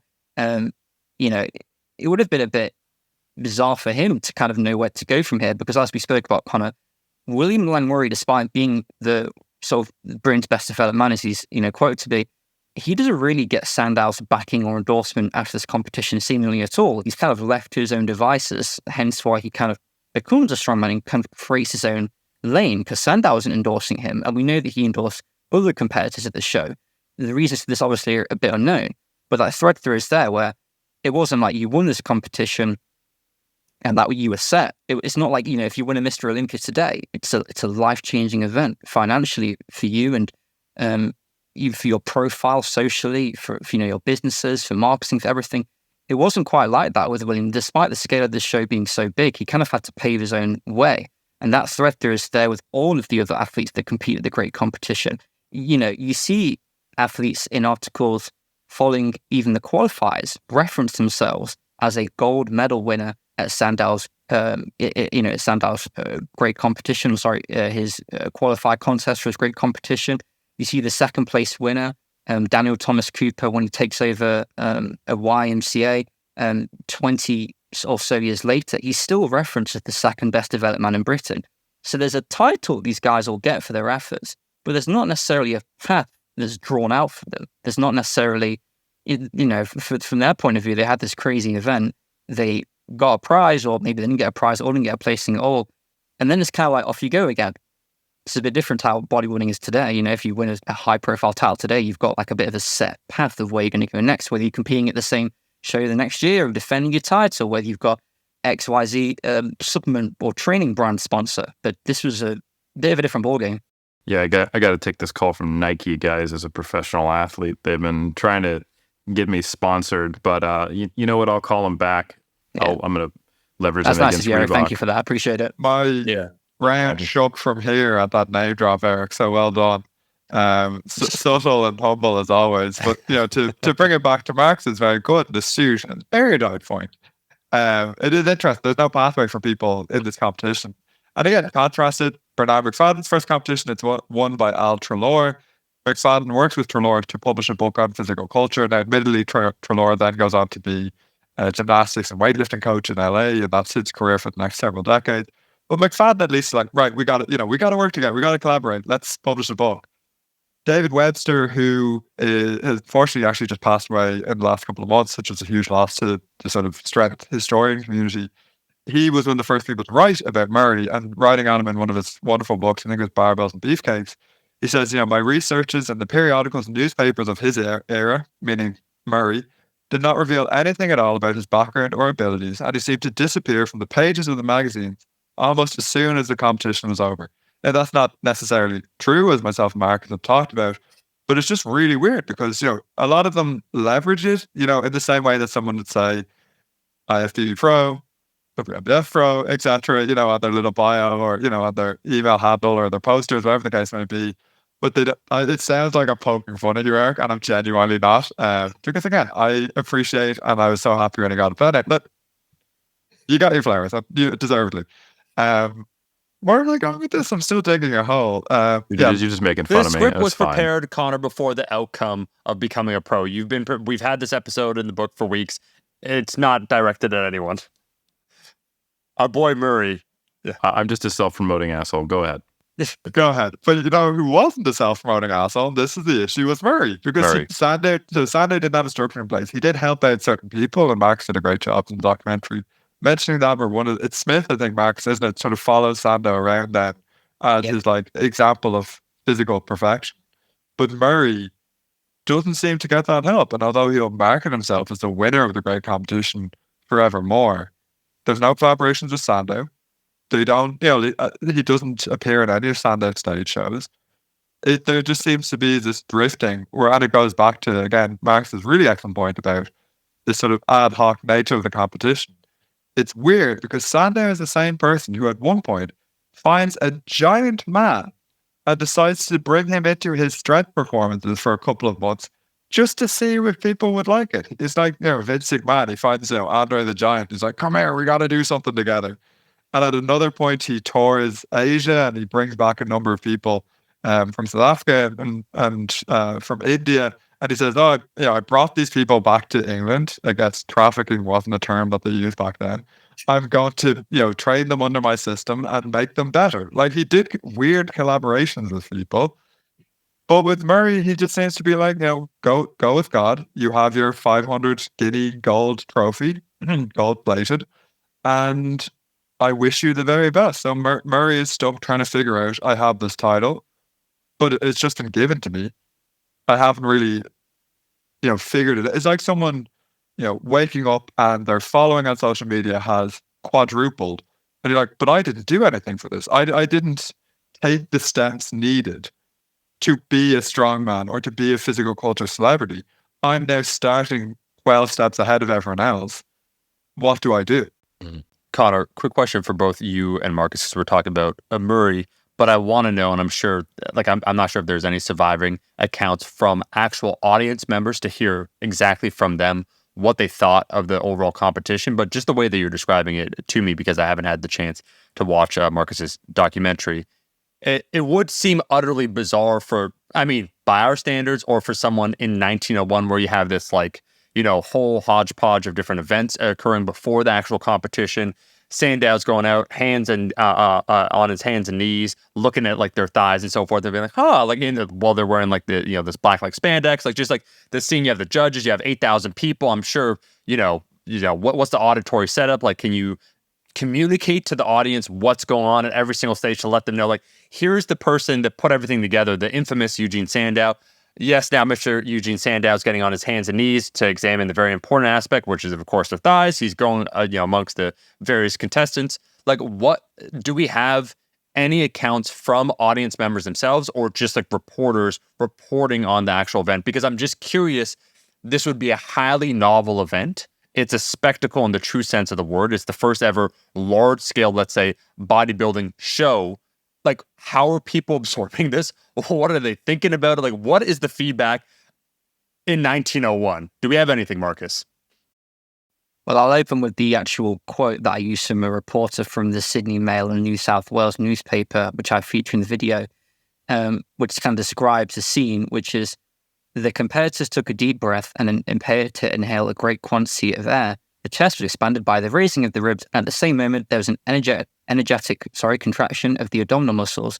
The faces of the men reddened, and the veins of the forehead and neck swelled. He then follows it up by saying, it certainly made the competitors appear as if they were undergoing a great physical strain. And we have to think that when we see, contestants at a bodybuilding show today, hitting their most muscular on stage and holding that pose for minutes, we are very much aware of what bodybuilding is competitively and as a hobby. So we understand what we're looking at.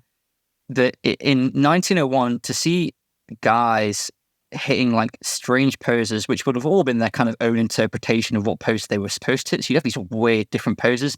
And then to hear, to see these guys on stage holding these poses, grimacing, grunting, and then having these three men examine them would have been a really bizarre and unique thing to see.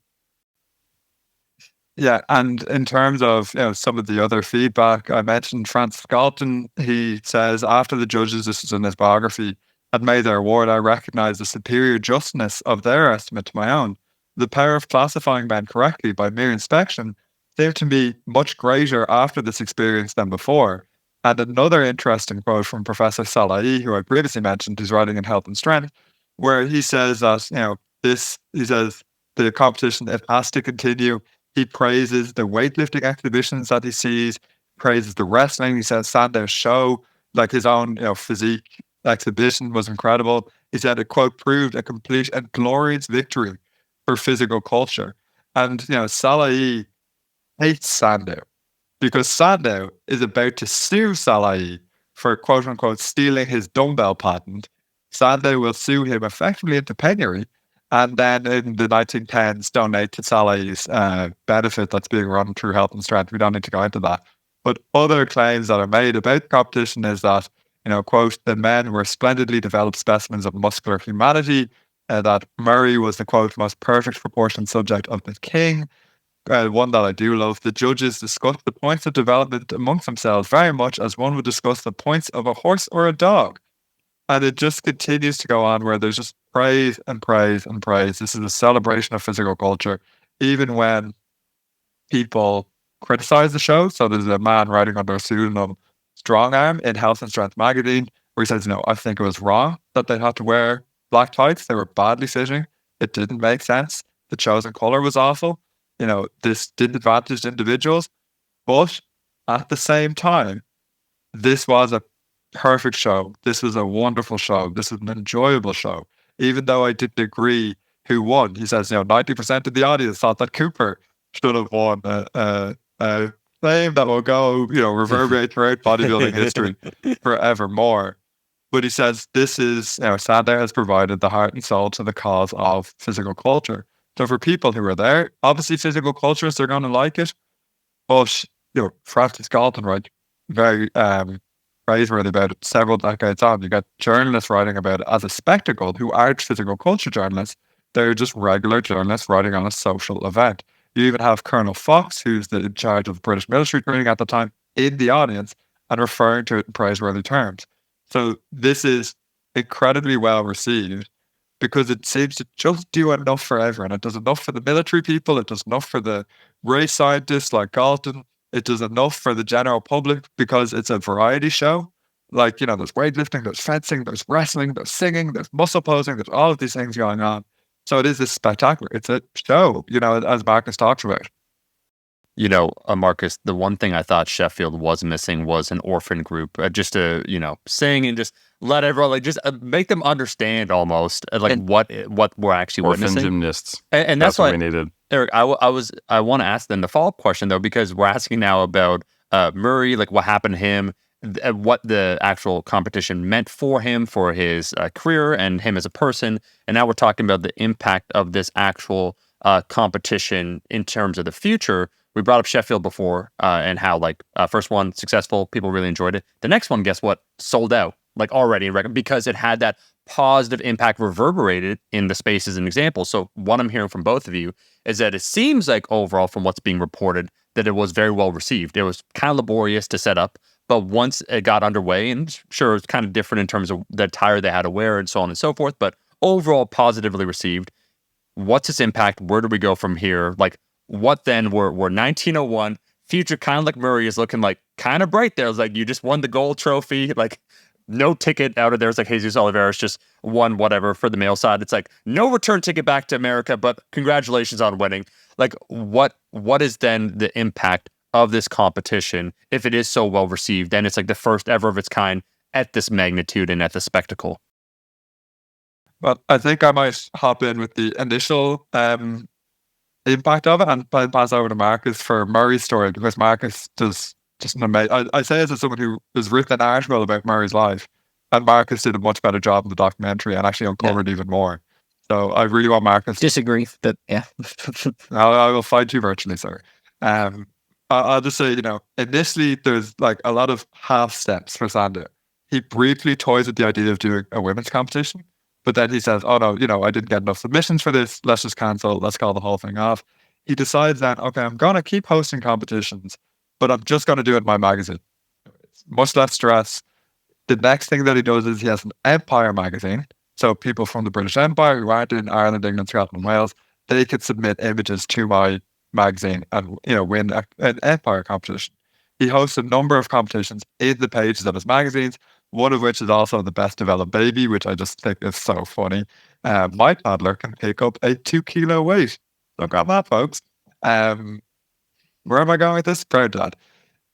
He attempts to host competitions. He's not going to do another live competition. Now, Health and Strength magazine, which originates in the late 1890s, they will at times incorporate physique competitions, with their weightlifting displays in the 1920s, etc. But really, in terms of live shows, we have to look at the US for the next bodybuilding shows. That's Bernard McFadden's. But even then, McFadden has run out of town. And, we have to wait until the 1920s, and McFadden does it again, and Charles Atlas wins it 2 years in a row. But we do see other competitions. Edmond Debonet in France is running competitions. We have, I can't remember his first name, Muller. He's a Scandinavian bodybuilder. He wins a physique competition. JP Muller, he does a lot of calisthenic stuff. He wins a competition there. So we see competitions emerging throughout Europe during this time. And we see some people pivoting, like Muller winning this physique competition, then becoming a physical culturist. But it's not the Mr. Olympia in 65 or the Mr. America in 39, right? Where there was 1940 Mr. America, 1966 Mr. Olympia, etc. It doesn't create the continued legacy. Yeah. But it's the starting point that a lot of people point at because it's Sandow. And I think then when you get the later decades, when people are looking back, it provides that cultural moment of look how important bodybuilding was. And what's very important about Sandow's competition is that it's just the physique. It's not like the Mr. America in 39 where it's physique plus your athletic ability plus your personality. We're going to judge you on a couple of different metrics. It's not, the health and strength shows where it's, we'll do the weightlifting, then we'll let them pose. But we're all here for the weightlifting, just so everyone's clear on that point. I think it's because it's pure physical culture and it's respectable physical culture as opposed to McFadden. And, if I'm being honest, it's English-speaking physical culture because physical culture has been driven more by the Anglophone world than mainland Europe or even Northern Europe and Scandinavia, even though we can talk about the reason for that at a different point. But it provides that cultural touchdown moment, even though, and it's so important for that, even though it doesn't have a sequel. Well, it does have a sequel, but it doesn't have a live sequel. So it has that importance. And I think the interesting thing then is to look at what is the legacy for Sandow? Goes from strength to strength. But it's Murray's story, which Marcus, I think, should come in on this now, which is so fascinating because it shows how bloody hard it was to be a fitness celebrity in the 1900s. Yeah, and that's something really interesting to touch on is that Sandow as an icon is larger than life. He's what, most people that have, basic understanding of bodybuilding history know who he is. They know of his businesses. They know of kind of the great competition and what he started. And in a way, people sometimes forget that for every one Sandow that kind of broke through using the photography medium, using elaborate, clever marketing, he had a lot of supporters, managers, people that sort of took him to that position where he was a prominent physical culture icon. For every one of him, you had 500 people behind him that just never quite broke through. Either, you'd say to the mainstream now, but then they just weren't able to perhaps grasp public attention at all. Obviously, you had the case of Murray, and he's very demonstrative of that, where he wins this competition, he gets awarded the title of the best developed man in Britain, and then he's kind of left to his own devices. It's credit to William that he's even able to use that platform to start a strongman career overall. It's something we touch on in the documentary in terms of his actual act and the specifics of it, but he essentially has some sort of feast of strength built into his act and combines that with some sort of Sandow-esque posing and sort of tries to put the two things together. And he does have some success with it. That career kind of has a shelf life, but it takes him, it's a good decade of his life that he's able to create some reasonable amount of income. And he's able to have a bit of a traveling life, which is, difficult and challenging, but also he would have got to see a lot of the world that he would have never got to see had he not had that platform.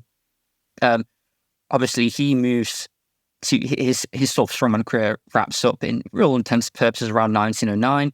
He then transitions from that into a talent manager, then quickly into a theatre manager. So he's, you could almost say he's jumping from job to job at this point, because by 1913, 1913, I believe he goes to move to Canada with family members. And, at this point, we see the start of the First World War, which massively impacts him. He's one of the first Wales soldiers that are sent to fight from Canada. And once the war is concluded, he unfortunately is injured during a gas attack, and he goes straight back from the war to Nottingham and resumes the job that he had before Sandow's competition and the whole thing began, which is just working as a dye worker at Bagnall Dye Works, which is here in Nottingham, not too far from me. So he kind of does this full circle where he's able to benefit from it. We see this kind of short-lived strongman career where he does some great things, gets to travel, and then quite quickly we see the realities of life for perhaps the average man back then kind of kick in, or in terms of these guys that won this competition, it certainly didn't elevate them to like a Sandow-like level where they could kind of avoid the difficulties and realities of everyday life for men then. And this is, seen as well in the stories of, Daniel Thomas Cooper has a fairly good time. He's able to get over to Australia, manage a YMCA there in his later years. When he returns to Birmingham from his second place victory. As you said, Conor, a lot of people kind of think he is the winner, which is in part due to Sandow's very sort of broad judging criteria of this competition. Because if you look at Cooper, it's quite obvious that he does actually have far smaller legs than Murray. So in a conventional bodybuilding competition today, he'd probably lose. But back then, it's not necessarily about the muscle. It's about, symmetry, perfection. And you could, there'd have been arguments that because he was a bigger individual overall with a taller stature, that kind of made him a physically superior individual, which wouldn't fly in a bodybuilding show today, for example.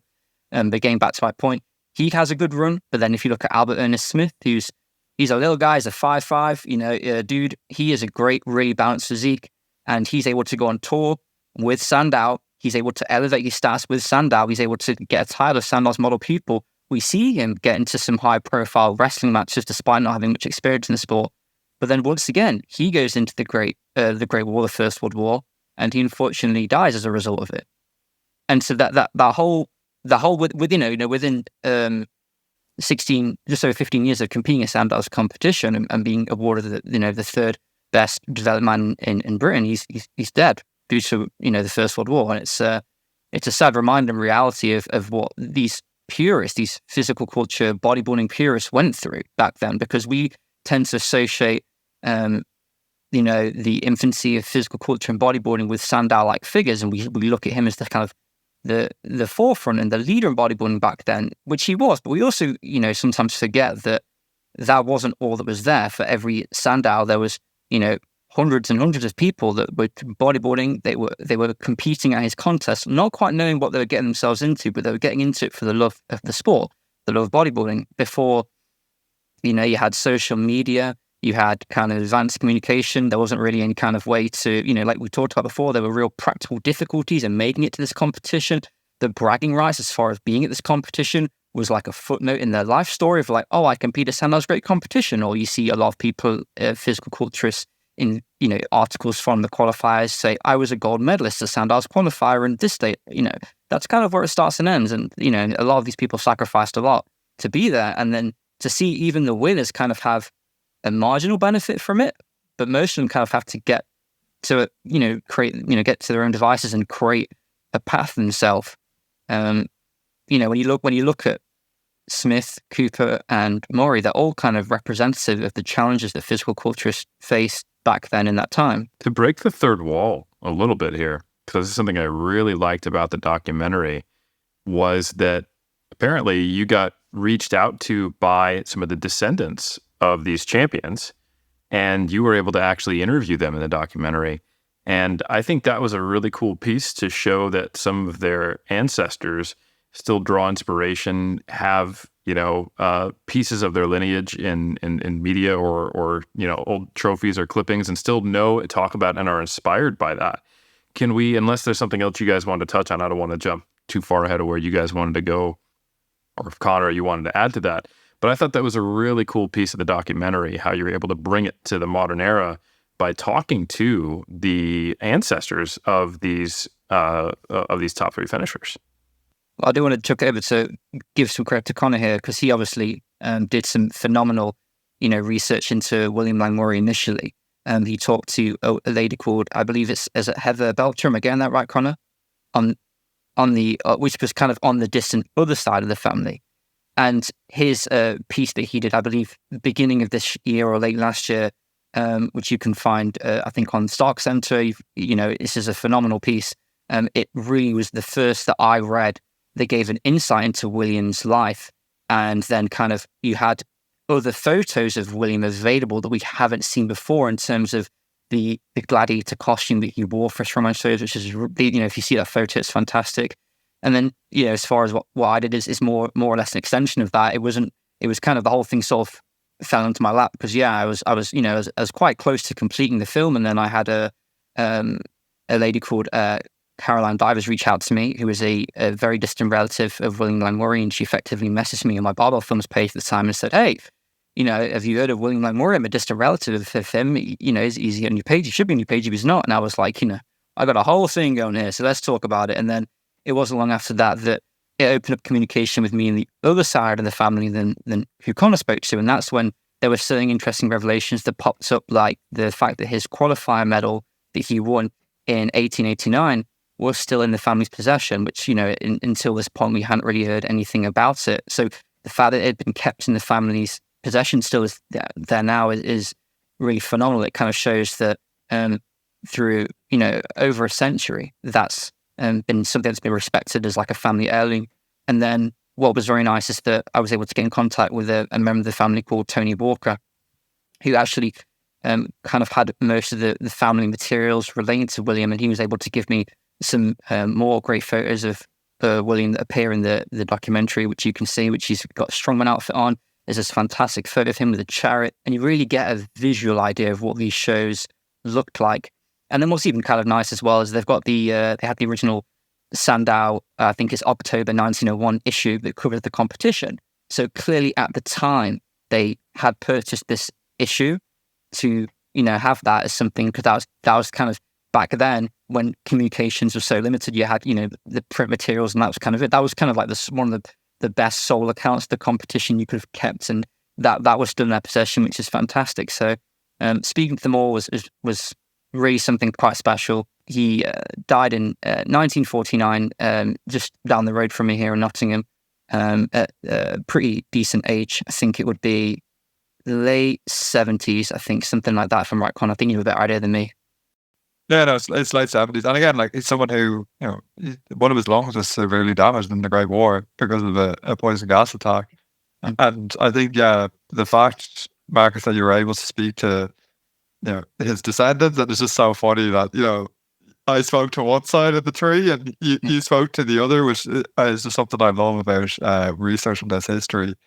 But to see what it meant to the family, and to see that, like, intergenerational interest in fitness, because obviously I'm just speaking to is, I'm going to get the great, one of the youngest members of the Murray family, who's now attending university, whose name unfortunately escapes me, and she talked about her own fitness journey and being like, Caroline Davis, yeah. Yeah. And she's linking her own fitness journey to what Murray did. I think that, encapsulates what I think the documentary that he did does really well, which is give personal stories to these competitions. And, it was something that my own article, when I was writing about Murray, I said, well, like, we all reference Murray in physical culture histories, but we don't actually know anything about him. We don't know why he struggled, why he did this, why he did that. And we still don't really know him as a fully fleshed person, because he didn't get a lot of press. His Sunday's magazine runs until 1907, never interviews Murray. Will still use his pictures, never interviews him. Murray's first sit-down interview comes in 1904. Nearly 3 years after he starts performing, on stage. So he doesn't have that public profile. But even the fact that we have those interviews from him is rare, because of, Smith, Cooper, etc., like, they didn't get that. But, to then see how that reverberates throughout history, even if it's familial histories and, that the connections that they make with other people, I think does bring it back to me. I'm trying so hard not to be like the end of that god-awful James Cameron Titanic movie, where, he's like, I never got it until now, as I tried to prize the treasure from that old woman's arms. Now I get it.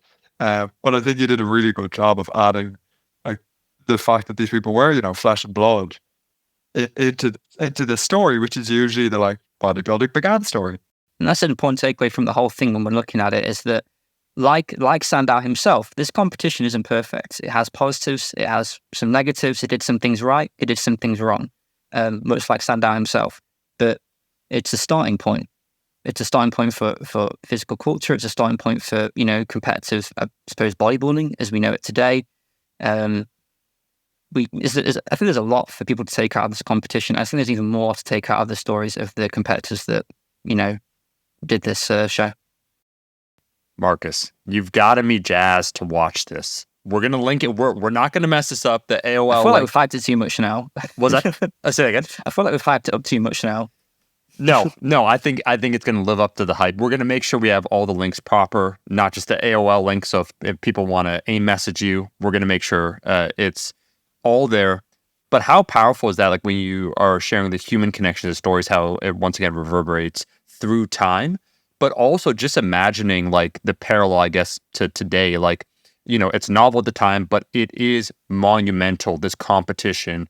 Upwards of 10,000 people attending, publications covering it, notable authors like being there as judges, and then this figure, like let's say he's our, I don't know, most popular competitor now of no, maybe like a Chris Bumstead that wins the competition, but then there's no pathway afterwards, and how like that just brings it right back down in terms of the infancy of the sport, or the person like the place you said third that then died during World War I, the Great War, where it's like, you know, you have this opportunity, you're on stage, 10,000 people, a spectacle unlike anything we've ever seen before. A mere decade later, you're part of the war, suffer an injury, you're dead.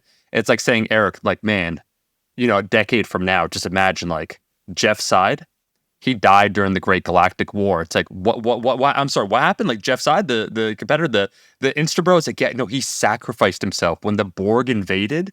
He was, you know, Independence Day, the Will Smith vehicle. Yeah, you know that drunk mechanic father that's like grisly and he's haunted by his demons.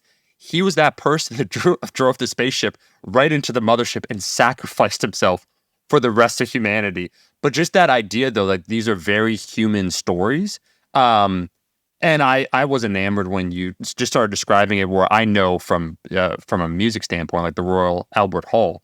And like I'm just thinking like I don't know, you can name any city, like the O2 Arena, right? Like in London, it's like, oh, that's where like the Olympia was held. Like it was held in a 15,000 you know, person attendance place.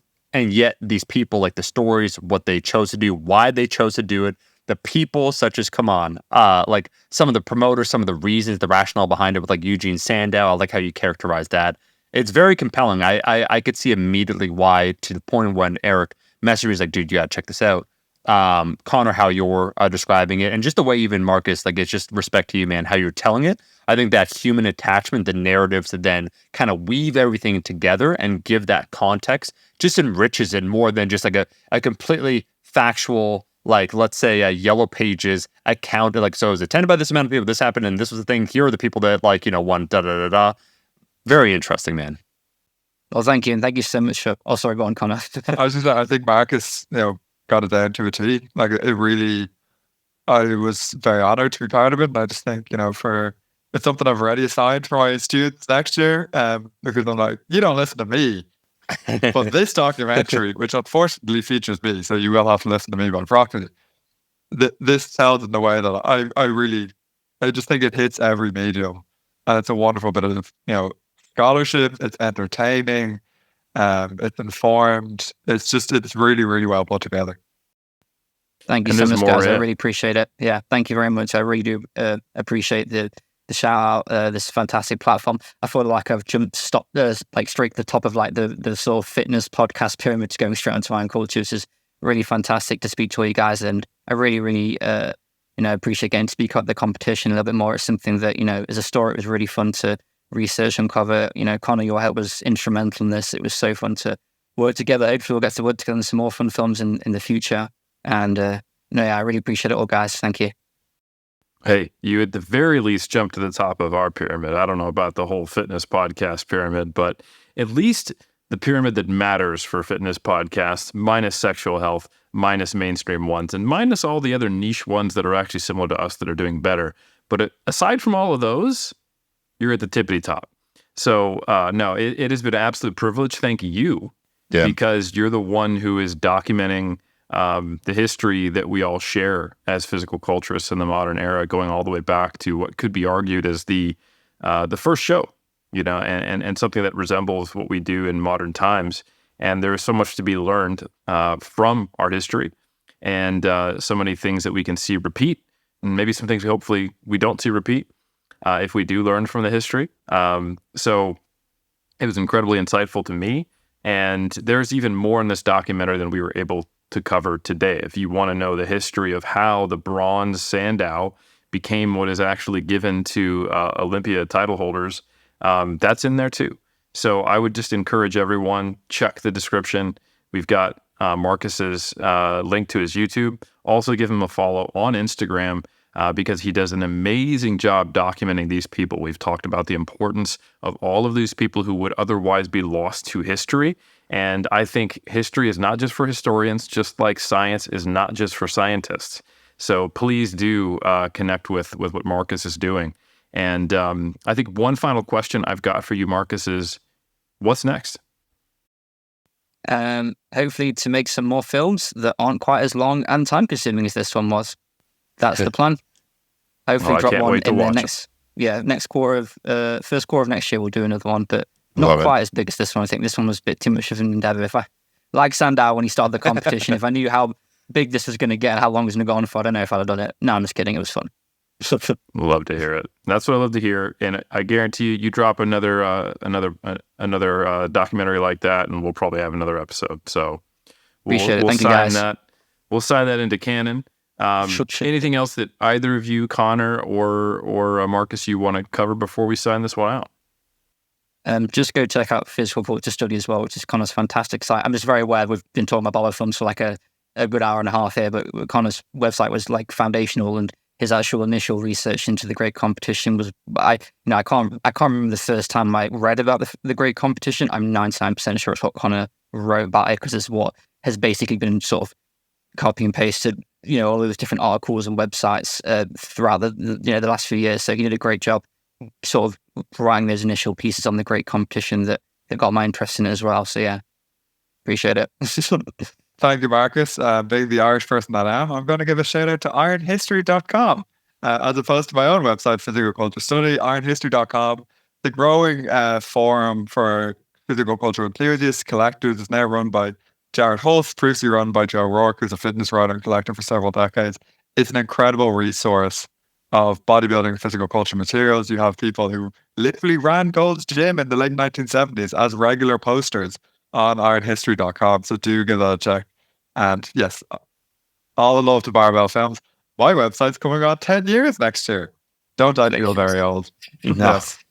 All that will be linked down below. We got this, Eric. We collectively, Trexler, please. Trexler's You're the only one who has access to the YouTube, so this is... You're setting yourself up for success or failure. Or failure, and it's coming on Monday. So you'll know in the description. Just let me know, folks, how disappointed you are. But genuinely, I want to thank Conor and Marcus for being on. I think this is a foundational episode for Iron Culture from our inception, what we wanted to cover, and the good gospel we wanted to spread. And I think in this way, just people carrying the torch, such as yourself, Marcus, with making this documentary makes it digestible, understandable, and impactful. Like that's the part that kind of like where we're talking about the broad contour of what was going on. And then from a personal level, I found it fascinating. So I just want to extend our gratitude. Surely we'll be having both of you gents back on. We want to thank every single person for making it to the end of the episode. This is Iron Culture. You could go ahead and leave a rating and review. As you saw at the start of this episode, we read 2 as 5 stars. We leave it to your own discretion on Apple iTunes. It does help us out. We're back every single insert date here from now until the end of time. We'll catch you in that next episode. Until then.